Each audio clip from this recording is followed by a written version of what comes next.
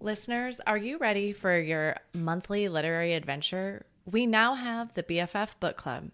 Join us each month to explore a new book. After reading, connect with fellow book lovers and meet the author in a live interview.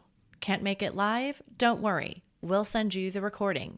You can find all the upcoming book club selections at www.bookishflights.com/read/BFF Book Club.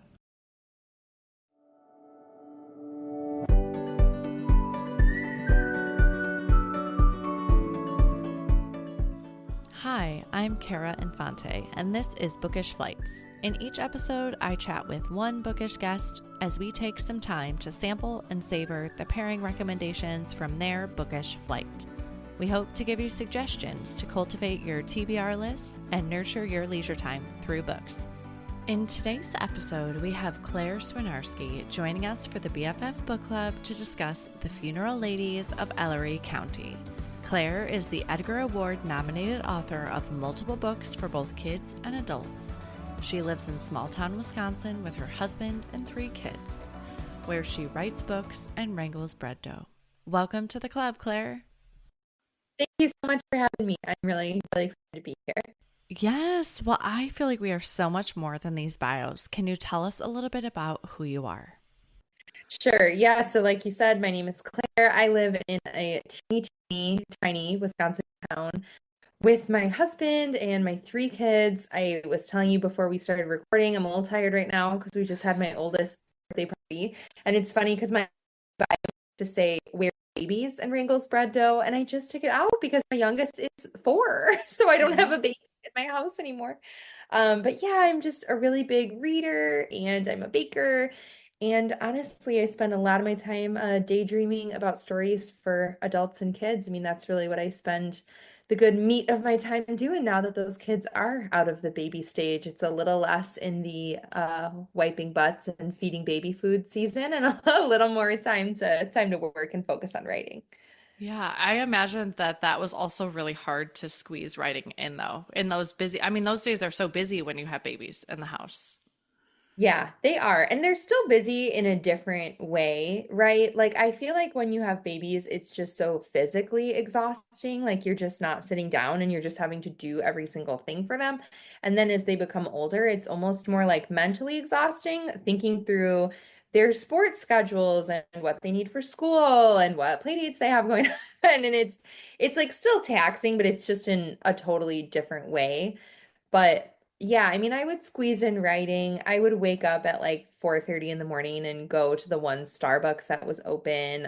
I was freelancing from home, so I did have some time to write. And my oldest kid was the easiest baby and toddler you'd ever meet. Like he was so good at just entertaining himself and being happy.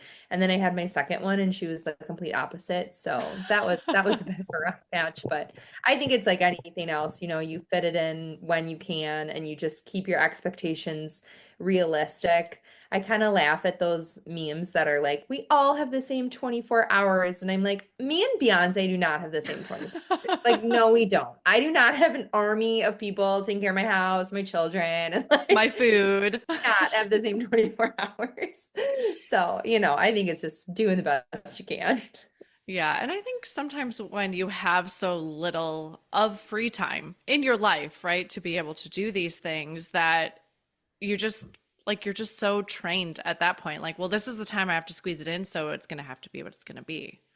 Yeah, absolutely. And I think moms are better at that than anybody because we know when you have 10 minutes, you can get a lot done in 10 minutes. Like you can get all of the dishes washed, you can get all of the laundry put away, you can get 500 words written, maybe like 10 minutes can really be a good 10 minutes if you can kind of put your nose to the grindstone. We know that you can't waste time in mom life. So I just think that we're good at utilizing it. Yeah, which is why we're perpetually exhausted, probably at the True. same time too. Very true. So, well, you have, for listeners that maybe are tuning in and haven't read The Funeral Ladies yet, can you tell them a little bit about the book? Sure. So, Funeral Ladies of Ellerie County is my first novel for adults, and it is about a girl named Iris and her grandmother Esther. They are very close and they live in a Northwoods, Wisconsin town. But Esther has gotten into a bit of money trouble. And by a bit of money trouble, I mean is about to lose her house. And so the community really wants to come together and support her because she's kind of like the matriarch of this small town. And what they decide to do is create a community cookbook that they can sell as a fundraiser. And it just so happens that this very summer, a celebrity chef is in town with his children. And so the book is really about how those two different groups of people interact. But more than that, it's about food and Midwest culture and trauma and really just having the hope to keep going when things are looking really rough, which I think Midwesterners are particularly skilled at. Yeah, and I think that's that small town vibe too, right? Or that small town theme of the book is that do rally around you, and when you're in a small enough town that everybody knows your name in a good way, right? Like that you have a community to do that.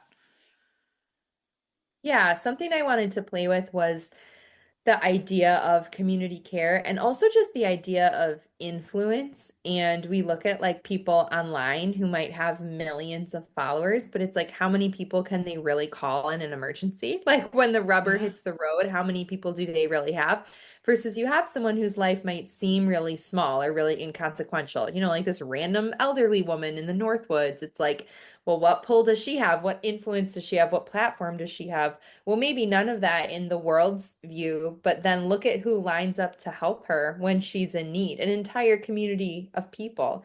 And so I just thought that that was a really interesting idea that we're kind of losing in a lot of ways with the amount that we're on the internet. Like so many of our connections are just purely digital, and we spend so much time with people who are on the other side of the country, which can be great in some ways. I mean, you have things like this book club, right? It brings people Yeah. together who wouldn't necessarily have the chance to sit together in a living room, or if you have friends on the other side of the world, it's an amazing way to stay in touch. But I think it's important that we don't lose that just the practice of actually loving your literal neighbor, Yeah. not just thinking about it in an ethereal way, but literally who is living next door to you and how can you best love and support each other? Yeah. There's kind of this joke that goes around military spouses, Anna. I'm sure you can relate, but it's like you literally meet your neighbor and then you're like, hey, can I use you as an emergency contact? Like in the next 5 minutes because you move somewhere and you don't know anybody and you're Right. filling out a form for your child's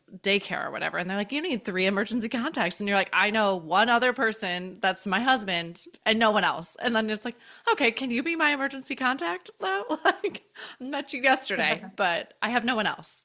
So you're constantly having to make community as a military spouse. And I think that's something I don't know, like Anna, you could probably speak to this, but I feel like that's something I always felt like you lose, and it is really hard Hmm. in doing Yeah, that. it is hard. I mean, in Funeral Ladies, Esther has kind of been in this community for a long time, and Iris has grown up there, so there's a more like natural element to it. Yeah.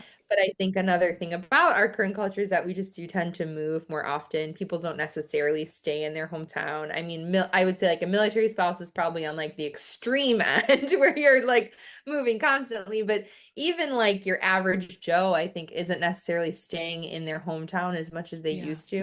So I don't think it's impossible, but it just takes a lot of intentionality and going first. I kind of love that story that you just told, like that idea that you just told about having to be like, want to be my emergency contact? Like, what better way than being tossed into the deep end? It's like, I mean, I literally need to write a phone number down. I can't make one up. So can it be Yeah. yours? Like, it's just like a great little immediate friendship builder. Yeah, and I interviewed a military spouse yesterday, and she used a word like you almost like speed friend because you have to because you're like, well, we might only have 6 months together or a year, and then Mhm. you're leaving, but like I need a friend today, so can we just like speed friend and become friends now? Like it does. There is a bit of like I think of more of an open door where it's now that we live in a community and not in a military base, it's been harder to meet our neighbors, right? I have that back to that intentionality versus like on a military base, it's like everybody's kind of open to it because you're all there, and don't know anybody else. Yeah, kind of like college. You go live in a dorm. Everyone's looking for friends. Like everyone's kind of on the prowl of who to hang out with. But yeah, if you move into like a really established community, I think it would require a lot of courage and a lot of outgoingness, which is not everyone's cup of tea. But if you don't put in the effort, then who do you call when the rubber hits the road and you're in Esther's situation? Like, what do you do? Yeah. You know?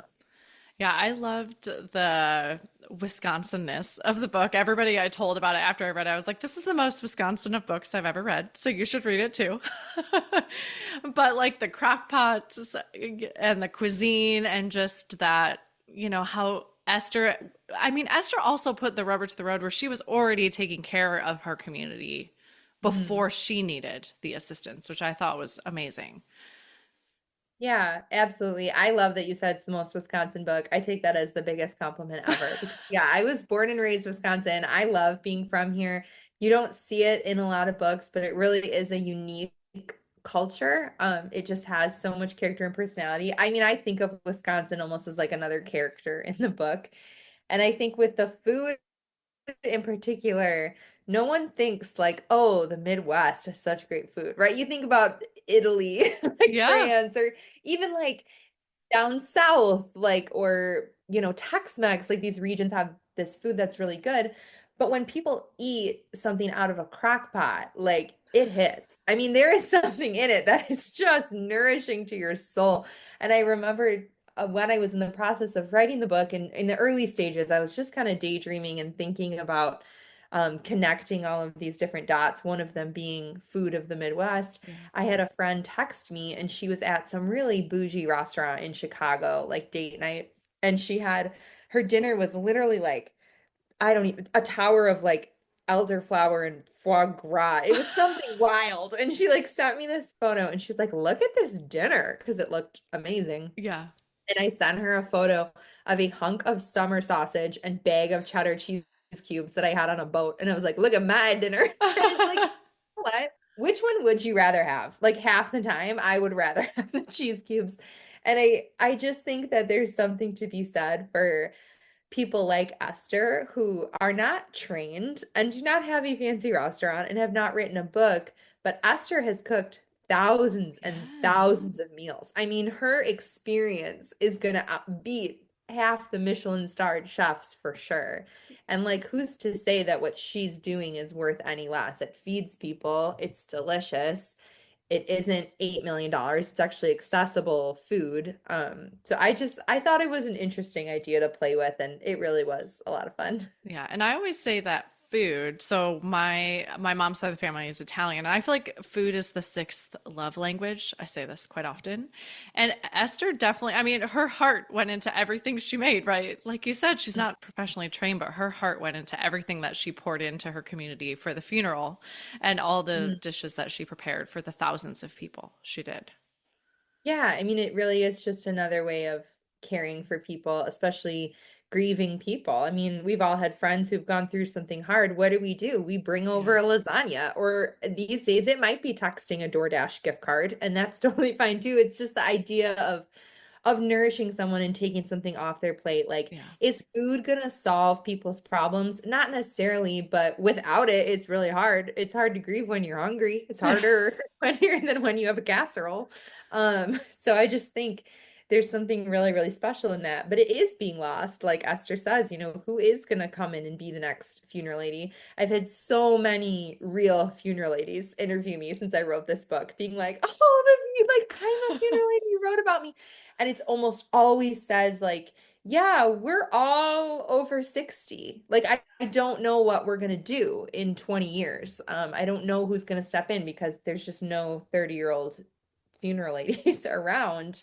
It's like we almost need to start a new funeral lady revolution or something Yeah. because yeah, we're still gonna have this need." Get some grassroots efforts going. Yes, well, this being your first adult novel, which I didn't realize, but what did you learn about yourself through writing this? That's a good question. I'm used to writing children's books. I write middle grade novels and I have more of those out. And I was surprised at how much easier it was to write funeral ladies. I think I Interesting. would have thought that it would be harder because in my stereotyping brain, it was like, oh, it has to be deeper, it has to be more literary, it's just longer. But I found that writing an adult book, it's like I already know the vernacular. I read so many more adult books, so I know how they flow a little better. My references are just easier to grab. I'm not thinking like, what would a 12-year-old say about Yeah. this? It's like I'm just actually more in it. And so it was really interesting to just see how much easier it flowed writing adult. And I really, really enjoyed the character of Iris, and I see a lot of myself in her. Even though I'm older than her, she's Gen Z and I'm a millennial. I'm like a middle millennial. I was born in 91. Okay. But Iris is really walking through this idea of like, who am I with and without this community that I grew up in? Like, I don't want to leave it. It is so precious to me, but at the same time, I am my own person. Like, my entire life can't just be like my mom and my sister, even though that's what's so comfortable to me.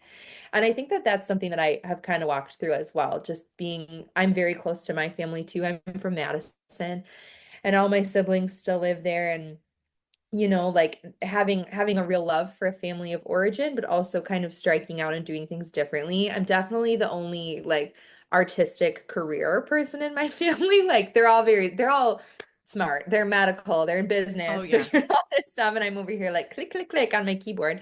So it's like kind of, I think it really helped me walk through some questions that I had in my own head just about finding your own path while still holding on to what made you you.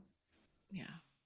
That coming of age part of Yeah. it, I Which I feel think. like doesn't have an age to it, right? Like we can come You're of age at constantly, yeah. 22, like you can learn big life lessons at any age. Yeah, absolutely. Well, for if there's a listener, like I said, that hasn't read it yet, what is your wish for them? What do you hope they'll take away from the funeral ladies? My instant answer is that you should go to the Northwoods of Wisconsin, which is like a half joke, but half serious. I do think people don't realize what a great area it is. And if you Yeah. want to go on an amazing vacation for not that much money, I mean, it's some money, it's still touristy, but it's not Florida. You know what I Yeah. mean? Like if you live in the Midwest and you need to get away for a few days in the summer, like going and staying on a lake in the Northwoods, just recommend 10 out of 10. So I will say that.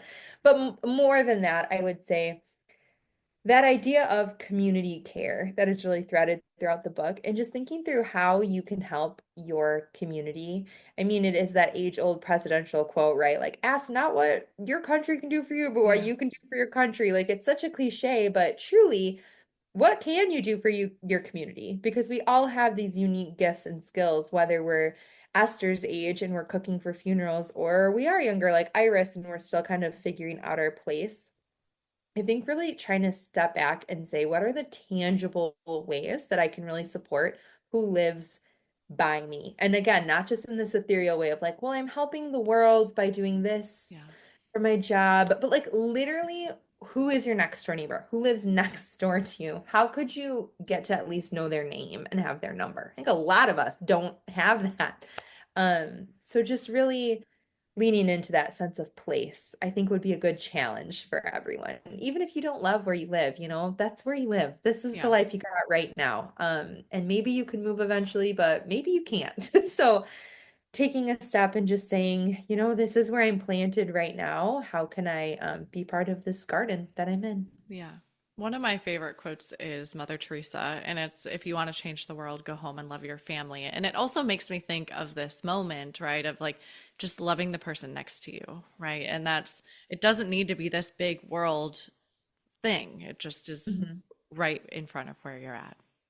And a lot of times it's harder to love the people next to you than to love the world. It is much easier for me to sit and be very sympathetic to people on the other side of the world going through like a horrendous plight in a war-torn country. I'm like, "Oh, those poor people."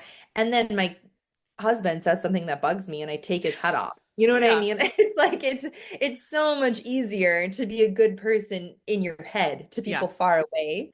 That's a C.S. Lewis thing that I really love. I think it's something along lines of often like our benevolence becomes imaginary and our malice becomes real. Like in our heads to these Yeah. people far away, we're very loving and caring. And then to the people who we have to deal with who are really hard. For me in my tiny town, I have a lot of problems with the school board. I'm a regular at the school board meeting. And some of them are very frustrating to me. Yeah. And I kind of want to bop them.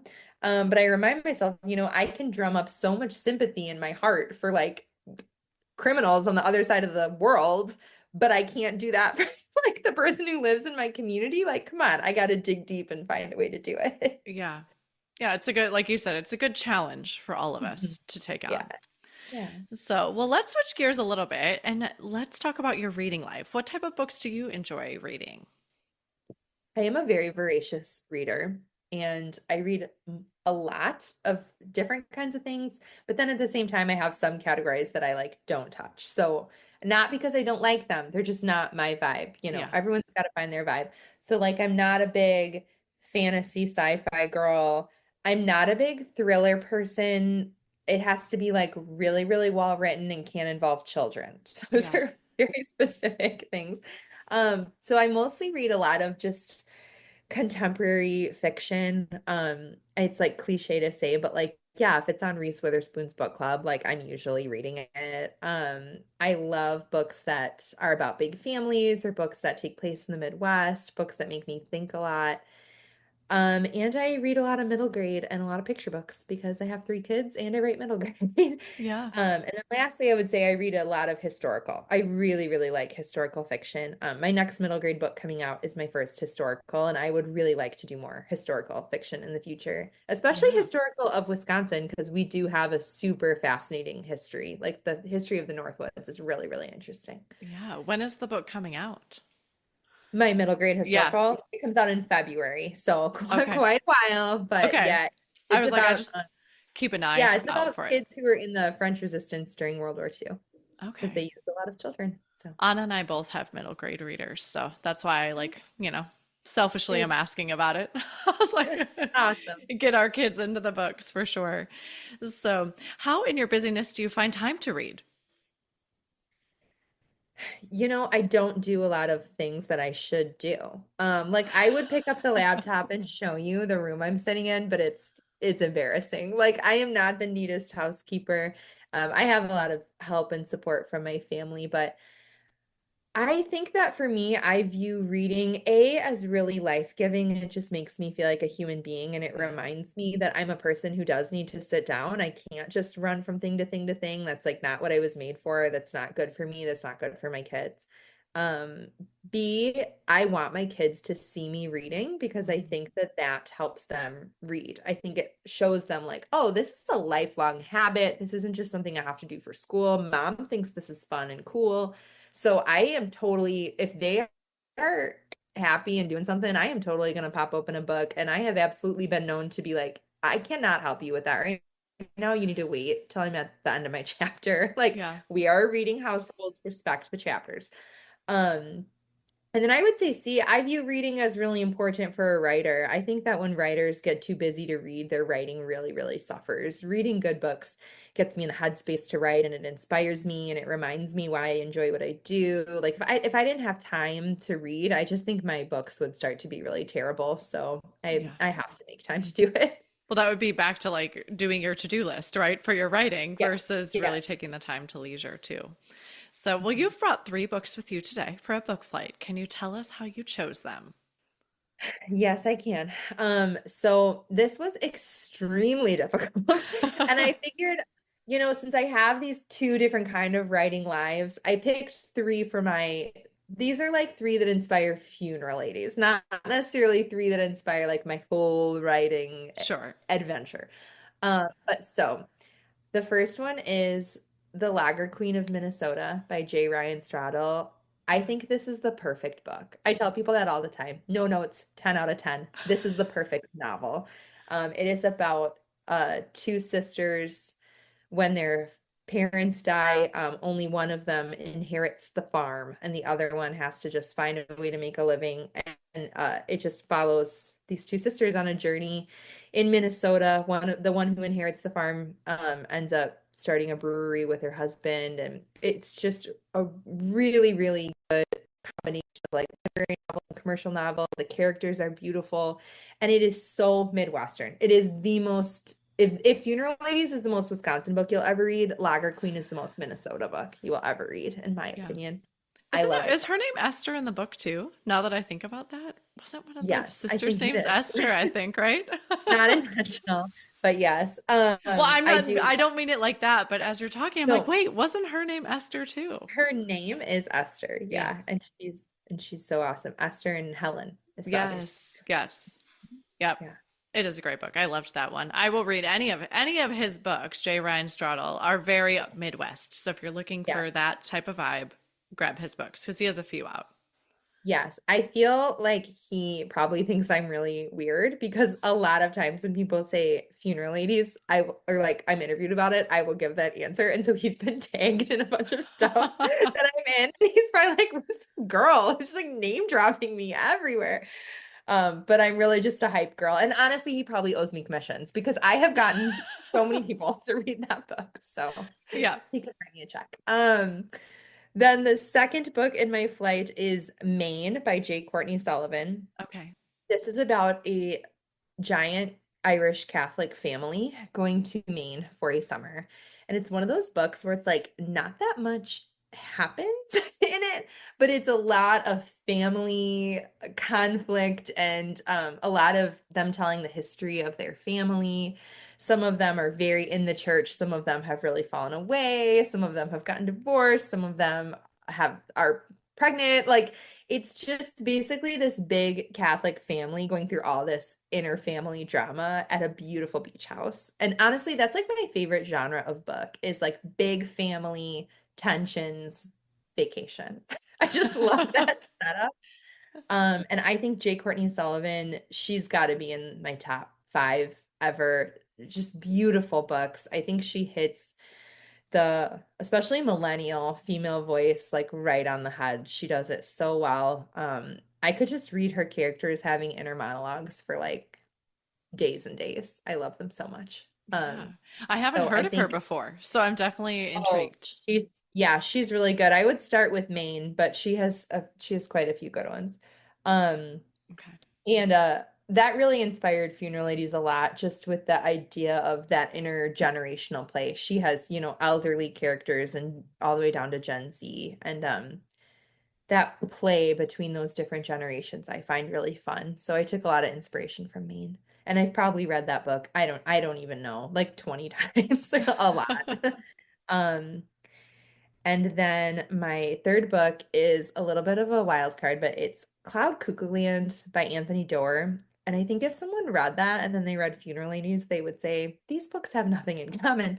But why I put that is it's I can't even describe what that book is about, to be honest. It's like you have to Google it. It's about a book all the way from the times of like the walls of Constantinople falling to like 100 years in the future. And it follows this one book throughout that time. And so Okay. it's a lot of different timelines going on and a lot of different stories about this one book, like traveling through. And the reason that I use that is because Anthony Doerr is I'm gonna say all-time favorite author, and I will listen to podcast interviews he does when I have writer's block. That's like my writer's block tip, is that he speaks about writing in a way that makes me want to write incredible books. Like not just be published and get to go on interviews and get awards and sell books. He makes me want to like do the craft of writing really, really, really well. And he's just been like he has no idea that he is this to me, but I'm like, Yeah. he's my mentor in my head because I have just listened to so much of his words. And when you read his writing, it is so beautiful that it just makes you want to write good books. And so whenever I was stuck with Funeral Ladies, I would just listen to an Anthony Doerr interview. And Cloud Cuckoo Land really dives into the importance of books and the importance of libraries and the importance of people who like keep books safe because throughout history if you think like Yeah. all the ways that books have been burned, natural disasters, books have been ransacked, you know, dictators will take over and get rid of all the books by certain types of authors. Like it's hard for a book to last Yeah. thousands of years, but like his is about a story that did. And so it's really just a really great tribute to books and literature. So it's if you haven't gotten a chance to read it, it's always hard to sell to people because before I read it, I kept hearing people say the same thing where they're like, I can't really describe it. You just need to read it. Like it's kind of it's a really strange book, which just makes it hard to sell. But I promise if you give it 5 pages, you're in. You're Yeah. you're you're good. Mhm. Well, that name sounds like he's just very inspirational for you, which is great. Yes. Yes. Mhm. Yeah. Okay. And people you might have known, which we were talking before we got on the call with, All the Light We Cannot See, right? I believe is the Yes, that's like title. his Pulitzer winner. Yeah. Mhm. And like that one was super popular, but this is the newest, if I Yes. remember. Yeah. Yeah. And he takes forever to write his books. Like it took him 10 years to write All the Light We Cannot See.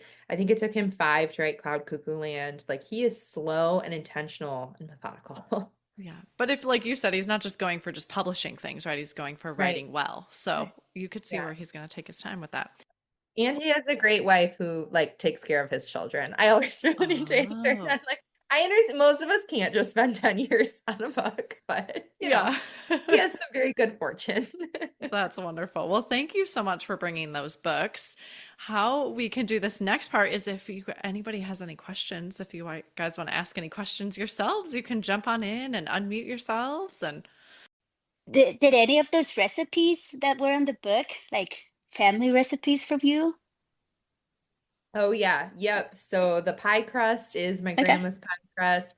The sauerkraut casserole is something that my mom makes. Okay. The green beans are Julia Child's green beans that my grandma used to make. So yeah, I think almost every recipe in the book comes from either my mom or my grandma. I come from people who are great cooks. They would not even say that they're a cook. They would just say, I had kids, I had to make dinner. But, Yeah. you know, I was always fed and the food was always delicious. So to me, they were cooks. Nice. So I actually audiobook. So do you have those recipes on the actual book? I don't know. The pie crust is in the book. I think that's the Okay. only recipe that we Okay. actually included in there. But now that you're saying that, I'm like, I should send out some of the recipes in a newsletter because I could, like, and they're good. So that's a good Hmm. idea. I'll do that. Yeah, that's fun. So is any of your family a funeral lady? They're not. But part of where the funeral lady inspiration came from was that my great aunt died a couple years ago, and I am the only one in my family with like an unconventional job who can just like get away during the day. So I always end up getting taken to things by my mom that she needs like a buddy for. She's like, someone has to come to this funeral and it has to be you because no one else can take off work. So I went with her to this great aunt's funeral and there was so much food. And I was just asking my mom, like, was this a potluck? Like, were we supposed, because it looked like potluck food to me. It was like crock pots and sandwich trays. And like, were we supposed to bring something? And my mom was like, no, it's just the funeral committee because my great aunt was elderly and retired. She's like, it's not like anyone here could afford to like take everyone out to lunch or have something catered. yeah. So it's like a service that the church gives the mourners. And I was like, oh, that's amazing. Like that's just such a lovely thing. And so that was kind of a big kickoff for me. But no, I am not actually a funeral lady. My church does have them though, and Okay. I always see their like requests for food donations in the bulletin. Nice. Yeah, because I know like our church, they do like for new moms, like a Mm. meal train and stuff. So Yeah. I'm like, oh, I wonder if they have like a funeral ladies. That'd be kind of fun. Yeah, and it's busy. It's like new babies all month, every month, Yeah, every week. I'm like, yeah. oh, there's a new one. Oh, a new one. I just signed up for one. Just signed up for the other one. I know that is where DoorDash gift cards and Costco come in handy. I've taken to bringing new moms Costco meals. I'm like, they're honestly, they're really good and you can grab Oh, them. that's a good idea. And Yeah. sometimes you just don't have the time with your own family and life, Yeah. right? To like go prepare a whole casserole. So the that chicken pot pie from Costco was so good. And I feel like it's, I brought that to someone, I'm not kidding, 3 days ago who had a yeah. new baby. Brought my friend a Popeye. I'm like, these are so good. And you can freeze them really well if you don't eat the Oh, whole. I didn't know So that. Okay. yeah, they freeze well. Mhm. Okay. Mhm. Nice. Yeah, that Yeah. was actually one of the things we did because Anna and I were stationed overseas together. We had like a spouses club, and that was one of the things we did as part of the club was obviously we weren't having many funerals on a military base, Mhm. but we had like the meal trains for new babies, and that was something we would organize. Like any member that had a new baby, we would make sure they had like a 2 week thing, and that was part of what we did with that. Well, I love the idea of you sending out the recipes too, because I think, like you said, having these be tried and true recipes, like for me, like you said, your mom wouldn't call yourself a great cook, but it's like just to nourish your family, which I think feeding kids is a challenge in itself. Yeah. I did do a couple on Instagram now that I'm Okay. saying. I know I did the cheesy potatoes on Instagram, which is like a classic in our house, like the frozen hash browns and a bunch of shredded cheese and cream. Yep. And then I did um something called Snickers salad, which people were horrified by, but I'm like, if you're from Wisconsin and you have been up north in the summer, you are having it's like Snickers and apples and I mean, it's a dessert. Oh It's not yeah, a I know what you're talking about. all the salad. I'm like, what is happening? I'm like, this is so good though, you haters. So yeah, I do think it would be fun. I've also thought that it truly would be fun to make a community cookbook for some kind of fundraising for a Yeah. project. I mean, so many great like nonprofits out there. I always have in the back of my head, like, well, when all my kids are in school, like I want to make a community cookbook. I think it'd be fun to just like source all the recipes and have a purpose. And And I yeah. feel like that was such a thing back in the day, right? Mom, I remember seeing those cookbooks floating around and or like it'd Yeah, be like right. the Fix It and Forget It crockpot cookbook and you could submit and it'd be like Sally Joe from Iowa or whatever, and it would say who submitted the recipe and it's like so that was really a thing. Yeah, Totally, where it came totally. from. We Yeah. Yeah. need a recipe book for like lunches to give your kids. Yeah. Like I have a new Oh, idea. It's yeah. like, oh, I give this to them like Mm. this week 3 times. I need something new. Yeah. Yeah. Yeah, and it's cool how they become kind of like just important family tokens. I stole my great grandma's community cookbook from my mom. That was another huge start of inspiration for the book. And just to see like her notes in the back about she had out like the day that the priest came to dinner. She like wrote it down because it was such a big deal. The priest came to dinner. And then she had like the dates that all her children were born. And she used it as like a diary almost to just to keep dates in the back. And she added little notes to each recipe, like no more flour here and stuff like that. I mean, they're just really, really cool things that you're not going to get on a food blog, like you could probably, like you just said, you could Google like lunch ideas for my kids this week, but you're scrolling through 8 million advertisements and then the food blogger's whole life story for the SEO. And then by the time you get there, like there's no way to like make your mark on it. It's just there on the internet. So it's just so nice to have some of this stuff in physical copy. Yeah. Yeah. We Nice. joke, we have friends that live with us. We've lived with them for 9 years, which like in military life is unheard of. You know them, Anna, but so that he's from a town in Illinois and she's from Iowa. And we always, whenever we're together, we joke that like Midwest makes things that are salad that are not truly salad, like your Snicker salad. And like that is like the staple of like, the one with like the Miracle Whip on top. And they're like, it's not really salad. It's got all the layers, to it. And you're like, Oh, the Oh, seven listen, it's a layer. bunch of stuff in a bowl. That's yeah. a salad. You Yeah. eat it with a fork. So salad. Yeah, people would be horrified to say like the Snicker salad. That's not, but it is such a. I think that's like a Midwest staple as well. Yeah, totally. So good. I've been collecting recipes and the ones I like, that I try out. Then I have a notebook now that I've been keeping. So, Kara, it will become yours. Yeah. Well, that's what I've written out. Like I have a book and I like wrote everything in there by hand. Like it was like my grandma's pie crust recipe or my father-in-law's pizza crust recipe. And then that way I'm hoping one day when my kids will then take that and, we've made and I'll write like whose recipe it was so they'll know like where it came Yeah, from I love that. That's awesome. if they can read my chicken scratch. Does anyone else have any questions? Um, Not right now. Okay. Well, No, but Claire, I do have to say, yeah, as go ahead. far as Wisconsin, going up to Wisconsin, you're right about being a great destination to go. Um, and for me, it's close. I'm like 45 minutes from Lake Geneva. Hmm. So I do Girls Weekend. We do Girls Weekend in October every year up in Wisconsin, Yeah, somewhere up that way. So we're going to Fontana this year.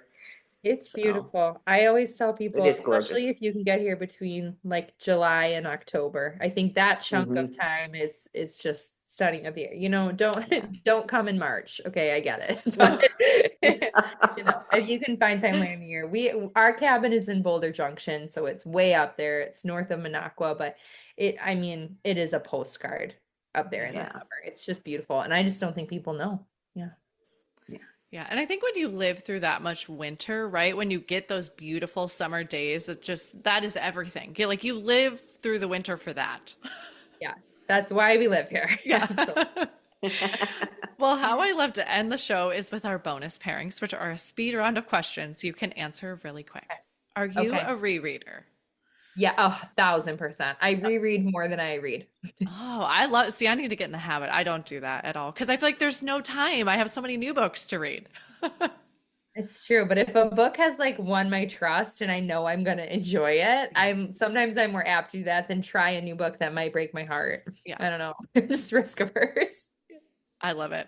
What is one book you've read that has changed your life?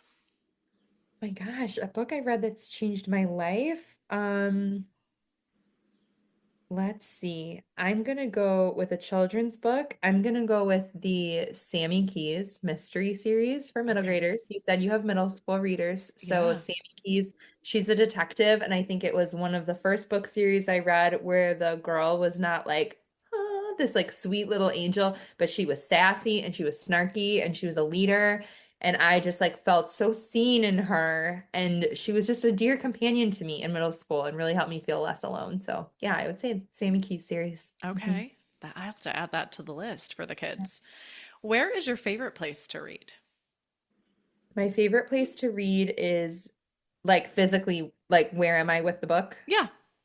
In a hammock in Boulder Junction at my parents' house in the backyard, looking over the lake in a hammock with a margarita. Love that.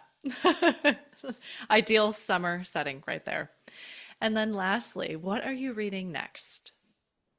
I am literally rereading right now a book called The Mitford Affair by Marie Benedict, historical book about the Mitford sisters. I have a very weird obsession with this historical British family where half of them were really crazy, fascists, and half of them were communists. They were part of the Bright Young Things, pre-World War II in London.